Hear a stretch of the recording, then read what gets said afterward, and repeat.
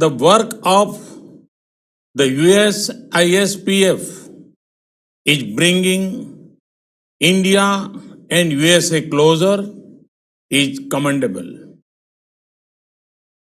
I have known John Chambers for many years now. His affection towards India is very, very strong. A few years ago, he was awarded the Padma Shri honor. Friends, the theme of this year is a relevant one, navigating new challenges.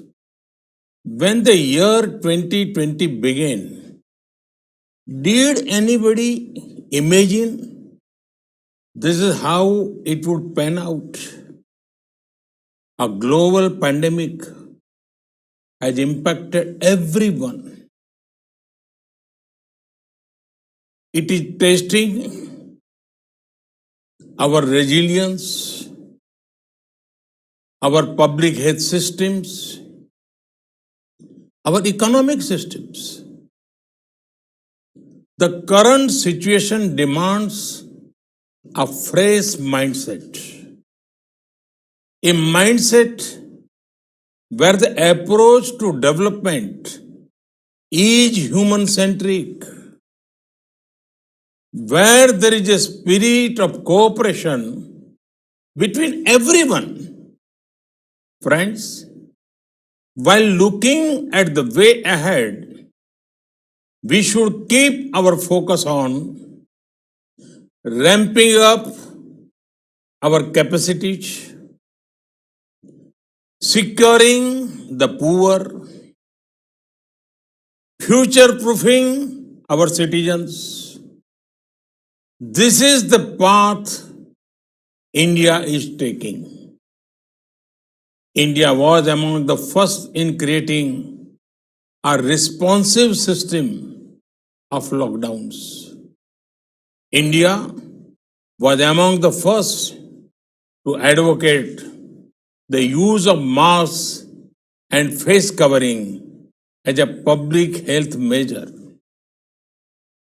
We are also among the earliest to create public awareness campaigns about social distancing. In record time, medical infrastructure was scaled up, be it COVID hospitals, ICU capacities, and more. Starting from one testing lab in January, we now have around 1,600 labs across the country. The outcome of these efforts has been that a country with 1.3 billion people and limited resources has one of the lowest death rates per million in the world. The recovery rate is also steadily rising. I'm happy that our business community, in particular small business, been proactive. From almost nothing, they made us the second largest PPE kit manufacturers in the world. This is in line with India's spirit of challenging the challenge to emerge stronger. In the last few months, the nation has battled COVID and other natural crises such as floods, two cyclones, locust attack. But it has only made the people's resolve stronger. Friends, through the entire COVID-19 period and the lockdown, the government of India was clear on one thing: the poor have to be protected. The Pradhan Mantri Garib Kalyan Yojana for India's poor is among the largest support system seen anywhere globally. Free food grain is being provided to 800 million people. This scheme operates for 8 months. 800 million people means more than double of USA's population. Free cooking gas is being provided to around 80 million families. Cash support has been provided to around 345 million farmers and needy people. The scheme has given much needed employment for migrant workers by creating almost 200 million percentage of work. Friends, the pandemic has impacted several things, but it has not impacted the aspirations and ambitions of 1.3 billion Indians. In the recent months, there have been far-reaching reforms. These are making business easier and red tapeism lesser. Work is actively underway on the world's largest housing program. The renewable energy infrastructure is being expanded. Rail, road, and air connectivity is being boosted. Our country is creating a unique digital model to build a national digital health mission. We are using the best of fintech to provide banking credit, digital payments, and insurance to millions. All these initiatives are being taken using world-class technology and global best practices. Friends, this pandemic has also shown the world that the decision on developing global supply chains should be based on not only on costs, they should also be based on trust, along with affordability of geography. Companies are now also looking for reliability and policy stability. India is the location which has all of these qualities. As a result, India is also becoming one of the leading attractions for foreign investment.